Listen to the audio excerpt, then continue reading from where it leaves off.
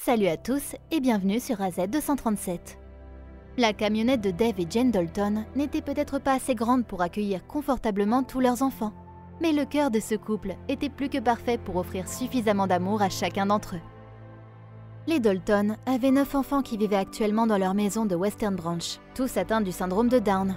Regardons leur histoire. Mais avant de commencer, j'aimerais vous rappeler qu'après avoir regardé cette vidéo, vous pouvez faire un tour sur notre chaîne pour découvrir de nombreuses histoires à la fois incroyables, intéressantes et émouvantes. Et n'oubliez pas de vous abonner à la chaîne et d'activer la cloche de notification si vous êtes nouveau parmi nous. La camionnette familiale pour 12 passagers. Une Chevrolet 2003 avec 368 000 km. C'était adéquat il y a des années. Mais maintenant, avec des enfants plus âgés et des problèmes mécaniques fréquents, un nouveau moyen de transport était désespérément nécessaire. Le Club 700 lança une campagne pour aider la famille à réunir les 60 000 $ nécessaires à l'achat d'une nouvelle camionnette. Plus de 15 000 $ furent collectés. Les Dalton étaient très reconnaissants de cette aide.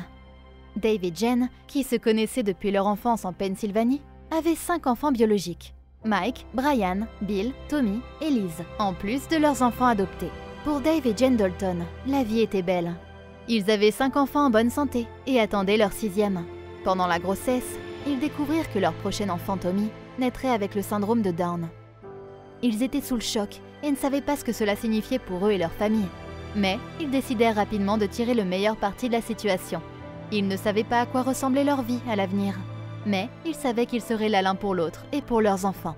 La vie n'était pas toujours facile. Mais ils aimaient Tommy tout autant que leurs autres enfants. Puis, peu de temps après la naissance de Tommy, la famille connut une tragédie majeure. Brian, âgé de 4 ans, dut subir une opération cardiaque et fit une réaction allergique à l'anesthésie pendant l'opération. Il se retrouva dans le coma et mourut seulement 3 jours plus tard. La famille était dévastée et il fallut beaucoup de temps pour que les choses reviennent à la normale. Les années passaient, mais quelque chose d'étrange se produisait. Pendant plusieurs nuits consécutives, Jane faisait le même rêve. Elle voyait un enfant atteint du syndrome de Down et sentait que cet enfant avait besoin de son aide. Après la 3e nuit, où elle fit le même rêve, elle sut qu'elle devait faire quelque chose. Le lendemain, le couple appela une agence d'adoption. Au début, on leur dit qu'il y avait une longue attente, mais le soir même, ils reçurent un appel téléphonique. Une famille avait renoncé à l'adoption et l'agence se demandait si Jane et Dave étaient prêts à accueillir cet enfant. Le couple était ravi. Ben n'avait que quelques semaines lorsque Jane et Dave l'accueillaient. Tout comme Tommy, il était né avec le syndrome de Down. Tout le monde dans la famille tomba amoureux de lui. Et même quand on leur annonça qu'il avait des problèmes cardiaques, le couple ne se découragea pas.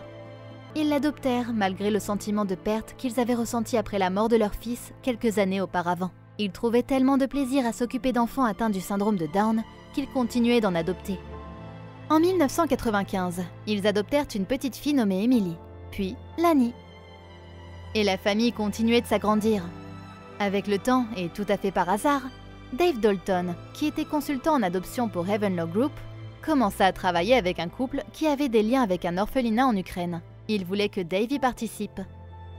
Les Dalton se rendirent sur place, parcourant les livres d'enfants adoptables et n'en voyaient aucun atteint du syndrome de Down. « J'ai demandé où il se trouvait », raconta-t-il. Et ils m'ont dit « Qui en voudrait ?» J'ai répondu « Nous ». Cela les conduisit sur un autre chemin pour aider des enfants à des milliers de kilomètres. « Ici, il y a des parents qui cherchent des enfants », dit Dave. « Et là-bas, il y a des enfants qui cherchent des parents. » Les Dalton devinrent ses parents lorsqu'ils s'inscrivirent et furent approuvés pour adopter des enfants ukrainiens atteints du syndrome de Down. Anya, qui a maintenant 16 ans, fut leur première adoption internationale et le premier enfant trisomique à être adopté dans ce pays. Elle avait 2 ans et ne pesait que 6 kilos lorsqu'elle devint une Dalton. Jake, aujourd'hui âgé de 18 ans, fut l'enfant ukrainien suivant qu'ils adoptèrent en 2001. Et 7 mois plus tard, leur demande d'adoption de Philippe, aujourd'hui âgé de 19 ans, fut acceptée. Le couple alla voir ce que les Ukrainiens appelaient un établissement de niveau 4, où étaient envoyés les enfants dits défectueux. « Nous étions horrifiés », déclara Jane Dalton. « Nous avons senti que nous ne pouvions pas laisser cela comme ça. » Et cela conduisit le couple à s'engager pour aider à changer les conditions déplorables dans lesquelles vivaient ces enfants.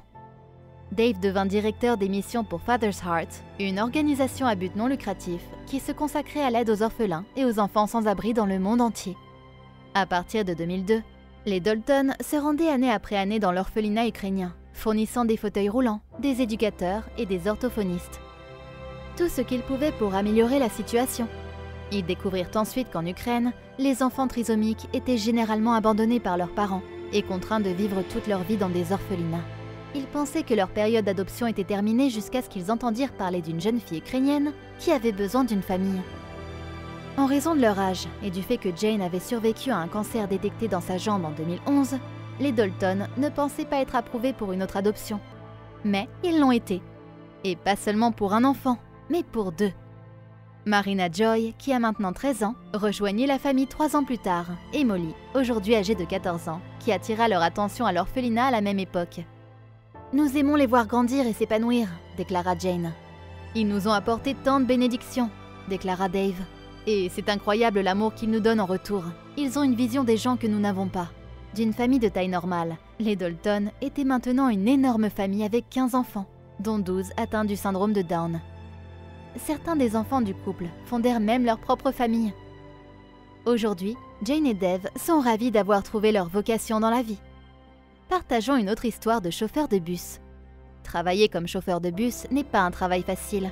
Votre devoir est de faire la navette entre les enfants et l'école, mais vous devez parfois faire face aux problèmes de comportement des enfants. Les chauffeurs de bus sont non seulement responsables de la sécurité des enfants, mais ils jouent également un rôle actif dans la discipline et les soins. Conduire pour le système scolaire fut une expérience enrichissante pour Cindy Clausen, surtout lorsqu'elle observa que certains élèves s'impliquaient et aidaient leurs camarades. 2 élèves eurent un impact considérable sur la vie de Cindy, et elle estima que leurs parents devaient en être informés. L'environnement de son foyer n'était pas stable, ce qui avait un effet domino dans sa vie et avait un impact sur sa capacité à établir les liens avec les gens. Lorsqu'elle était sur le point de commencer l'école secondaire, elle se rendit dans une nouvelle maison où elle était surprise de voir qui était la propriétaire. Elle réalisa que cette femme plus âgée n'était pas une inconnue, et par chance, c'était sa grand-mère. Sa grand-mère la serra dans ses bras, les larmes aux yeux. Elle n'arrivait pas à croire qu'après toutes ces années, elles se soient enfin rencontrées. Cindy avait vu sa grand-mère pour la dernière fois il y avait plusieurs années, lorsque sa mère Sally décida soudainement de les emmener à l'autre bout du pays. Elle s'était dès lors perdue de vue.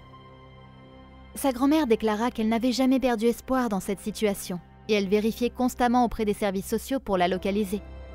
Maintenant, elle pouvait commencer une nouvelle vie. Malheureusement, la vie de Cindy n'était pas stable. Elle se débattait dans sa vie scolaire et n'avait aucune motivation pour étudier. Même sa grand-mère remarqua qu'elle ne savait même pas lire. Elle décida alors de la retirer de l'école pour lui faire suivre un enseignement à domicile. Au début, Cindy était très ennuyée, mais elle apprit vite à lire et à écrire et put rattraper son retard dans ses études. Et finalement, elle retourna à l'école et continua ses cours. Malheureusement, le dernier jour de sa dernière année, lorsqu'elle rentra chez elle, sa grand-mère était décédée. Ce fut un moment qui changea sa vie, mais elle voulait continuer à rendre sa grand-mère fière. Après le lycée, elle décida de devenir chauffeur de bus. Elle trouvait toujours du bonheur auprès des élèves qu'elle conduisait. 2 élèves en particulier étaient ses préférés, car ils s'étaient liés d'amitié avec un élève solitaire nommé Jackson dans le bus. Impressionnée par le comportement de ses enfants, elle décida d'écrire une lettre à leurs parents pour leur faire comprendre qu'ils avaient des enfants merveilleux. Elle voulait les remercier d'avoir élevé de tels rayons de lumière dans une telle société.